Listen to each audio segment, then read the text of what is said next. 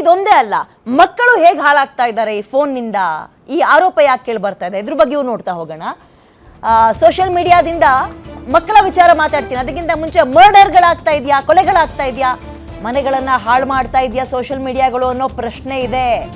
ಸುಂದರ ಸಂಸಾರಗಳನ್ನ ಬೀದಿಗೆ ತಳ್ತಾ ಇದೆಯಾ ಈ ರೀಲ್ಸ್ಗಳ ಹುಚ್ಚು, ಯುವಕರನ್ನ ಬಲಿ ಪಡಿತಾ ಇದೆಯಾ ಆನ್ಲೈನ್ನ ಗೇಮ್ಗಳು, ಎಲ್ಲವೂ ಕೂಡ ಸೇರ್ತಾ ಇದೆ. ದೊಡ್ಡವರ ಮೊಬೈಲ್ ಗೀಳು ಮಕ್ಕಳನ್ನೇ ಬಲಿ ಪಡಿತಾ ಇದೆಯಾ, ಮಕ್ಕಳ ಜೀವನ ಒಂದ್ ಕಡೆ, ಸಂಸಾರ ಮತ್ತೊಂದು ಕಡೆ, ದೊಡ್ಡವರ ಸಂಸಾರ. ಪುಟ್ಟು ಮಕ್ಕಳನ್ನ ಮೊಬೈಲ್ ದಾಸರನ್ನಾಗಿಸ್ತಾ ಇದೆಯಾ ಈ ಶಾರ್ಟ್ಸ್ಗಳು ಅಥವಾ ರೀಲ್ಸ್ಗಳು ಅಥವಾ ಗೇಮ್ಗಳು, ಅಂಡ್ ಕೌಟುಂಬಿಕ ಪದ್ಧತಿಯನ್ನು ಸಂಪೂರ್ಣವಾಗಿ ಬದಲಿಸ್ತಾ ಇದ್ದಾವೆ. ಸೊ ಫೇಸ್ಬುಕ್, ಇನ್ಸ್ಟಾಗ್ರಾಮ್ ಅಂದ್ರೆ ಓವರ್ ಆಲ್ ಸೋಷಿಯಲ್ ಮೀಡಿಯಾ ಅಂತ ತಗೊಳ್ಳೋಣ. ಇದರಿಂದ ನಮಗೆ ಒಳ್ಳೇದಾಗ್ತಾ ಇರೋದು ಎಷ್ಟು ಪರ್ಸೆಂಟೇಜ್, ಅನಾಹುತಗಳಾಗ್ತಾ ಇರೋದು ಎಷ್ಟು ಪರ್ಸೆಂಟೇಜ್? ಇದು ತುಂಬ ಈಸಿಯಾಗಿ ಅರ್ಥ ಮಾಡಿಸ್ಬೇಕು ಅಂದರೆ ಕಿಚನ್ನಲ್ಲಿರುವಂತಹ ಚಾಕು ಇದ್ದಂತೆ. ನಾವು ಅದನ್ನು ಹೆಂಗೆ ಬಳಸ್ಕೊಳ್ತೀವ, ತರಕಾರಿ ಕಟ್ ಮಾಡಬೇಕು ಅಂದರೆ ತರಕಾರಿ ಕಟ್ ಮಾಡ್ಕೊಂಡು ಅಡುಗೆ ಮಾಡ್ಕೊಂಡು ಸುಭದ್ರವಾಗಿ ಊಟ ಮಾಡಿ ಮಲ್ಕೋಬೋದು. ಇಲ್ಲ ನಾನು ಯಾರನ್ನೋ ಕೊಲ್ಲಕ್ಕೆ ಇಟ್ಕೊಳ್ತೀನಿ, ಚುಚ್ಚಕ್ಕೆ ಇಟ್ಕೊಳ್ತೀನಿ ಅಂದರೆ, ಸೊ ಅಗೇನ್ ನಮ್ಮ ಮೇಲೆ ಡಿಪೆಂಡ್ ಆಗುತ್ತೆ. ನಾವು ಹೋಗಿ ಬಂದು ದೂಷಿಸ್ತಾ ಇರೋದು ನಾವು ಮೊಬೈಲ್ನ, ಇಂಟರ್ನೆಟ್ನ, ಸೋಷಿಯಲ್ ಮೀಡಿಯಾಗಳನ್ನು. ಬಟ್ ಎಕ್ಸಾಂಪಲ್ಗಳು ಕೂಡ ಹಾಗೆ ಸಿಗ್ತಾ ಇದ್ದಾವೆ. ಮೊನ್ನೆ ನೋಡಿದ್ರೆ ಬೇರೆ ರಾಜ್ಯದಲ್ಲಿ 3 ಜನ ಹೆಣ್ಮಕ್ಳು ಒಬ್ಬರಿಂದ ಒಬ್ರು ಹಾರು ಬಿದ್ದು ಸಾವನ್ನಪ್ಪಿದ್ರು, ಮೊಬೈಲ್ ಗೀಳು ಅಂತ ಇದ್ದಾರೆ. ಆ್ಯಂಡ್ ನಮ್ಮ ಬೇರೆ ರಾಜ್ಯದಕ್ಕೆ, ನಮ್ಮದೇ ರಾಜ್ಯದ ತುಮಕೂರಿನಲ್ಲಿ ತಗೊಳ್ಳೋದಾದ್ರೆ, ಮಾವ ಮೊಬೈಲ್ ಗೀಳಿನಿಂದ ಮಗುವನ್ನ ಬಿಡಿಸೋಕೆ, ತಂಗಿ ಮಗುವನ್ನ ಚಾಕುವಿನಿಂದ ಕತ್ತನ್ನ ಇರಿಬೇಕಾದ ಪರಿಸ್ಥಿತಿ ಬಂತು. ಅದು ಅಲ್ಲಿಗೆ ನಿಂತ್ಕೊಳ್ತಾ ಇಲ್ಲ, ಮನೆಯ ಅಷ್ಟೂ ಜನ ಹೋಗಿ ನೇಣು ಹಾಕೋಬಿಟ್ರು, ಬೇರೆ ರಾಜ್ಯದಲ್ಲಿ ಹೋಗಿ ನೇಣು ಹಾಕೋಬಿಟ್ರು. ಇಂತಹ ಸುದ್ದಿಗಳನ್ನ ಪದೇ ಎಸ್, ಇಷ್ಟು ತನಕ ನಾನು ಎಕ್ಸಾಂಪಲ್ ಕೊಟ್ಟನಲ್ಲ, ಇದೇ ಸ್ಟೋರಿ ಇದು, ತುಮಕೂರಿನವ್ರು ಇವರು. ಮಾವ ತಂಗಿಯ ಮಗನನ್ನ ಬೇಕು ಅಂತಲ್ಲ, ಅದು ಪರಿಸ್ಥಿತಿ ಅದು ಹೇಗಾಯ್ತೋ ಗೊತ್ತಿಲ್ಲ, ಜೀವ ಹೋಗೇ ಬಿಡುತ್ತೆ. ಜೊತೆಗೆ ನಂತರ ಆ ಮಗುವಿನ ತಾಯಿಯೇ ಬಂದು ತನ್ನ ಅಣ್ಣನಿಗೆ ಬೇಲ್ ಕೊಟ್ಟು ಬಿಡಿಸ್ಕೊಂಡ್ಬರ್ತಾರೆ. ತೀರಾ ಮನಸ್ಸಿನಲ್ಲಿ ಹೇಳ್ಕೊಳಕ್ಕಾಗ್ದಲೇ ಇರುವಷ್ಟು ದುಃಖಗಳಿರುತ್ತೆ.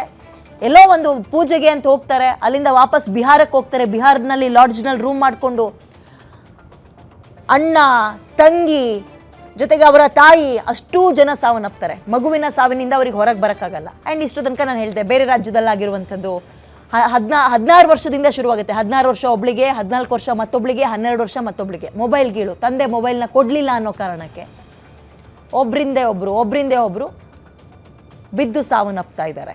ಇದಿಷ್ಟೇ ಅಲ್ಲ, ಬೆಳಗ್ಗೆ ಇನ್ನೊಂದು ಸುದ್ದಿ ಬರ್ತಾ ಇದೆ. ನಾವು ಹಾರ್ಟ್ ಅಟ್ಯಾಕ್ ಆಗೋದನ್ನು ಕೇಳಿದ್ದೀವಿ. ಮೈಂಡಲ್ಲಿ ಆ ನರ್ವೇ ಬ್ಲಾಸ್ಟ್ ಆಗ್ತಾ ಇದೆಯಂತೆ. ತುಂಬ ಓವರ್ ಆಗಿ ಫೋನ್ ನೋಡಿ ಮೈಂಡಲ್ಲಿರುವ ಒಂದು ನರ್ವ್ ಒಡ್ಕೊಳ್ತಾ ಇದೆಯಂತೆ, ರಕ್ತ ಹೊರಗೆ ಬರ್ತಾ ಇದೆಯಂತೆ. ಇದನ್ನ ಮೈಂಡ್ ಅಟ್ಯಾಕ್ ಅಂತಾರೆ ಅಂತ ಬೆಳಗ್ಗೆ ಡಾಕ್ಟರ್ ಹೇಳ್ತಾ ಇದ್ರು. ಇಂತಹ ಕೇಸ್ಗಳನ್ನು ಕೂಡ ನೋಡ್ತಾ ಇದ್ದೀವಿ. ಹಾಗಾದ್ರೆ ಇವೆಲ್ಲವಕ್ಕೂ ಕಾರಣ ಮೊಬೈಲಾ? ಇನ್ನೊಂದು ನಾವು ಗಮನಿಸಲೇಬೇಕು, ಯೋಚನೆ ಮಾಡಲೇಬೇಕು, ಮೊಬೈಲ್ ಇವಾಗ ನಮ್ಮ ಜೊತೆಗೆ ಇರಲೇಬೇಕಾದ ಮ್ಯಾಂಡೇಟ್ರಿ ವಸ್ತುವಾಗಿ ಮಾರ್ಪಾಡಾಗಿದೆ, ಬದಲಾಯಿಸಕ್ಕೆ ಆಗಲ್ಲ ಈಗ. ಹಾಗಾದ್ರೆ ಬದುಕೋದು ಹೆಂಗೆ, ಸಂಸಾರಗಳನ್ನು ನೆಟ್ಟಿಗೆ ಇಟ್ಕೊಳ್ಳೋದು ಹೆಂಗೆ, ಮಕ್ಕಳನ್ನ ಸರಿಯಾಗಿ ನೋಡ್ಕೊಳ್ಳೋದು ಹೆಂಗೆ?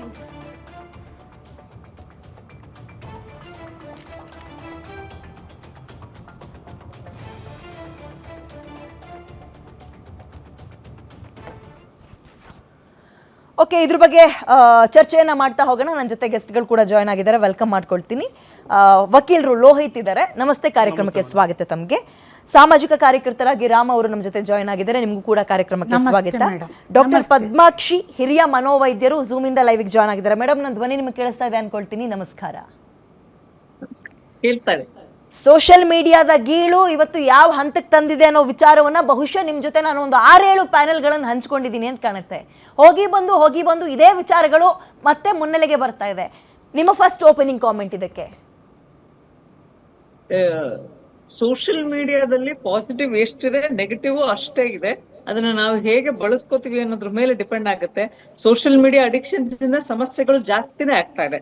ಈಗ ಕೊಲೆಗಳಾಗಿರ್ಬೋದು, ಆತ್ಮಹತ್ಯೆಗಳಾಗ್ತಾ ಇರ್ಬೋದು, ಅಡಿಕ್ಷನ್ಸ್ ಆಫ್ ಗೇಮ್ಸ್ ಇರ್ಬೋದು, ಎಲ್ಲವೂ ದಿನೇ ಜಾಸ್ತಿನೇ ಆಗ್ತಾ ಇದೆ.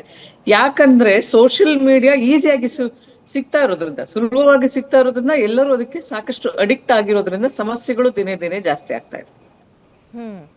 ಬರ್ತೀನಿ ನಾನು ನಿಮ್ಮ ಹತ್ರ. ಲೋಹಿತ್ ಅವರೇ, ಎಸ್, ಸೋಷಿಯಲ್ ಮೀಡಿಯಾ ಒಂದು ಒಳ್ಳೆ ವೆಪನ್. ಅದನ್ನು ನಾವು ಹೇಗೆ ಬಳಸ್ಕೊಳ್ತೀವೋ ಆ ರೀತಿಯಲ್ಲಿ ಅದು ನಮಗೆ ಕಾಣಿಸ್ಕೊಳ್ಳುತ್ತೆ. ನಿಮ್ಮ ಫಸ್ಟ್ ಓಪನಿಂಗ್ ಕಾಮೆಂಟ್, ಈ ರೀತಿಯಾಗಿ ಸಂಸಾರಗಳು ಹಾಳಾಗ್ತಾ ಇರೋದು, ಮಕ್ಕಳುಗಳು ಅಡ್ಡದಾರಿ ಹಿಡಿತಾ ಇರೋದು, ತಮ್ಮ ಜೀವನವನ್ನೇ ಅಂತ್ಯ ಮಾಡ್ಕೊಳ್ತಾ ಇರೋದು ನೋಡಿದಾಗ ಏನು ಅನ್ಸುತ್ತೆ? ಸೋಷಿಯಲ್ ಮೀಡಿಯಾ ಅನ್ನುವಂಥದ್ದು ಇಟ್ಸ್ ಅದೊಂದು ಜನ್ರೇಷನಲ್ಲಿ ಬಂದಿರುವಂಥದ್ದು, ತುಂಬ ವೇಗವಾಗಿ ಬಂದು ತಲುಪಿದೆ, ತುಂಬ ಅಟ್ರಾಕ್ಷನ್ ಆಗಿದೆ, ತುಂಬ ಬೇಗ ಜನರನ್ನ ತಲುಪ್ತೀವಿ. ಸೊ ಈ ತಲುಪೋ ರೀತಿ ಯಾವ ರೀತಿ ನಾವು ಅವ್ರನ್ನ ತಲುಪೋದು ಅನ್ನೋ ಒಂದು ಮನೋಭಾವನೆಯಲ್ಲಿ ಜನರು ಅದನ್ನು ಯೂಸ್ ಮಾಡ್ಕೊತಾ ಇದ್ದಾರೆ. ಇವಾಗ ಕನೆಕ್ಟಿಂಗ್ ಆಫ್ ದಿ ಪೀಪಲ್ ಅಂತ ಸೋಷಿಯಲ್ ಮೀಡಿಯಾ ಅನ್ಕೋತೀವಿ. ಯಾರೋ 2000 ವರ್ಷದಲ್ಲಿ 2001ನಲ್ಲಿ ಸಂಪರ್ಕ ಇಲ್ದಿರೋರು ಕೂಡ ಇವತ್ತು ಜಾಯ್ನ್ ಆಗೋ ರೀತಿ ಆಗಿದೆ. ಅವ್ರ ನೆಟ್ವರ್ಕಿಂಗ್ ಬೆಳೆಯುತ್ತೆ, ಅವರು ಇವ್ರನ್ನ ಆಕರ್ಷಣವಾಗಿ ನೋಡಬೇಕು ಅಂತ ಹೇಳಿ ಇಲ್ದಿರೋ ಅವತಾರಗಳನ್ನ ಸ್ಟಾರ್ಟ್ ಮಾಡ್ತಾರೆ. ಹೀಗೆ ಜನರಿಗೆ ಒಳ್ಳೆಯದನ್ನು ಕೂಡ ಕಳಿಸ್ಬೇಕು ಅನ್ನೋದು ಕೂಡ ಇದೆ. ಅಂದರೆ ಒಂದು ರಾಗಿಯನ್ನು ಹೇಗೆ ಬೆಳೆಯೋದು, ಗೋಧಿಯನ್ನು ಹೇಗೆ ಬೆಳೆಯೋದು ಅದನ್ನು ಕೂಡ ಹೇಳ್ಕೊಡ್ತಾರೆ, ಬಟ್ ಯಾರು ಕೂಡ ಅದನ್ನು ನೋಡಲ್ಲ. ಸೊ ಅಟ್ರಾಕ್ಷನ್, ಆ ಒಂದು ಮಸಾಲೆ ಹಾಕುವಂಥದ್ದು, ಆ ಥರ ಮನಸ್ಸಿಗೆ ಏನು ಬೇಕೋ ಅದನ್ನೇ ಹುಡುಕುವಂಥದ್ದು. ಆರ್ಟಿಫಿಷಿಯಲ್ ಇಂಟೆಲಿಜೆನ್ಸ್ ಕೂಡ ಅದೇ ಥರ ಆ್ಯಕ್ಟ್ ಮಾಡುತ್ತೆ. ನೀವು ಯಾವ್ದಾರ ಒಂದು ದೇವ್ರ ಬಗ್ಗೆ ಹಾಡನ್ನ ನೋಡಿ ಅದು ಅದೇ ಕೊಡುತ್ತೆ ನಿಮಗೆ, ಅದೇ ಮಾಡುತ್ತೆ. ನೀವು ಏನರಲ್ಲಿ ನಿಮ್ಮ ಇಂಟ್ರೆಸ್ಟ್ ಇದೆಯೋ ಅದನ್ನ ತೋರಿಸುತ್ತೆ. ಆ ಇಂಟ್ರೆಸ್ಟ್ನ ಮನೋಭಾವದ ಒಳಗಡೆ ಅದನ್ನು ಕ್ಯಾಪ್ಚರ್ ಮಾಡುವಂಥದ್ದು ಈ ಸೋಷಿಯಲ್ ಮೀಡಿಯಾ ಏನಿದೆಯಲ್ಲ. ಸೊ ಇದನ್ನು ನಾವೇನಂತ ಹೇಳೋದು, ಇದನ್ನ ಬಳಸ್ಕೊಳ್ಳೋ ರೀತಿ ತಾವೆಲ್ಲರೂ ಅದೇ ಹೇಳ್ತಾ ಇದ್ದೀರಾ. ಬಳಸ್ಕೋ ರೀತಿಯಲ್ಲಿ ಬಳಸ್ಕೊಂಡ್ರೆ ಅದು ಒಳ್ಳೆಯದೇ ಆಗುತ್ತೆ ಸಮಾಜಕ್ಕೆ. ಅದನ್ನು ಯಾವ ರೀತಿ ನೀವು ರಿಸ್ಟ್ರಿಕ್ಟ್ ಮಾಡ್ಬೋದು, ಕಾನೂನು ರೀತಿಯಲ್ಲಿ ರಿಸ್ಟ್ರಿಕ್ಟ್ ಮಾಡ್ಬೋದು. ಅಂದರೆ ಇವತ್ತು ನೀವು ITBT ಅಂತ ಇರ್ತಿರ್ಬೋದು, ಮಕ್ಕಳ ಆಯೋಗ ಅಂತ ಒಂದಿದ್ದು ಕಡೆ ಇದೆ, ಮಕ್ಕಳ ಆಯೋಗ ಅಂತ ಒಂದಿದೆ, ಅದು ಕೂಡ ಒಂದು ಮಿನಿಸ್ಟ್ರಿ. ಆ ಮಕ್ಕಳ ಆಯೋಗದಲ್ಲಿ 18 ವರ್ಷದ ಮಕ್ಕಳ ಕೈಯಲ್ಲಿ ಯಾವ ರೀತಿಯನ್ನು ನೋಡಬೇಕು ನೋಡಬಾರ್ದು ಅನ್ನೋದು ಕಾನೂನು ಇದ್ದಾವೆ. ITBT ಮಿನಿಸ್ಟ್ರಿ ಏನು ಮಾಡ್ತಿದ್ದಾರೆ, ಇದು ಯಾವುದೂ ಕೂಡ ಸೆನ್ಸರ್ ಮಂಡಳಿಗೆ ಬರಲ್ಲ, CBFCಗೆ ಬರಲ್ಲ. ಇದು ಬರೋವಂಥದ್ದು ನಿಮಗೆ ಏನು ಫೇಸ್ಬುಕ್ ಸೋಷಿಯಲ್ ಮೀಡಿಯಾ ಎಲ್ಲೂ ಬರೋದು ITBT ಒಂದು ಅಧಿವೇಶನ ಬರುತ್ತೆ.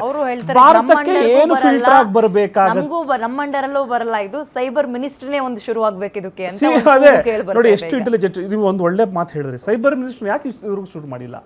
ಸೈಬರ್ ಕ್ರೈಮ್ಸ್ ಎಷ್ಟಾಗ್ತಾ ಇದಾವೆ, ಯಾಕೆ ಮಿನಿಸ್ಟ್ರಿ ಇಲ್ಲ? ಯಾಕೆ ಅದನ್ನ ಪರಮೇಶ್ವರ ಕೈಲೇ ಕೊಟ್ಟಿದ್ದೀರಿ, ತಿರ್ಗಾ ಹೋಮ್ ಮಿನಿಸ್ಟರ್ ಕೈಲೇ ಯಾಕೆ ಕೊಟ್ಟಿದ್ದೀರಿ? ಸೊ ಇದು ಒಂದು ಕೂಡ. ಬಟ್ ನಾನು ಹೇಳ್ತಾ ಇರೋವಂಥದ್ದು ತಪ್ಪು ಭಾವನೆ. ಯಾಕೆಂದರೆ ITBT ಮಿನಿಸ್ಟ್ರ್ ಹತ್ರ ಇಂಡಿಯಾಗೆ ಬರುವಂಥ ಸರ್ವರ್ನಲ್ಲಿ ಏನು ಫಿಲ್ಟರ್ ಆಗಿ ಬರಬೇಕು, ಯಾಕೆ ತಲುಪಬೇಕು ಅನ್ನೋದು ಕೂಡ ಇರ್ತವೆ.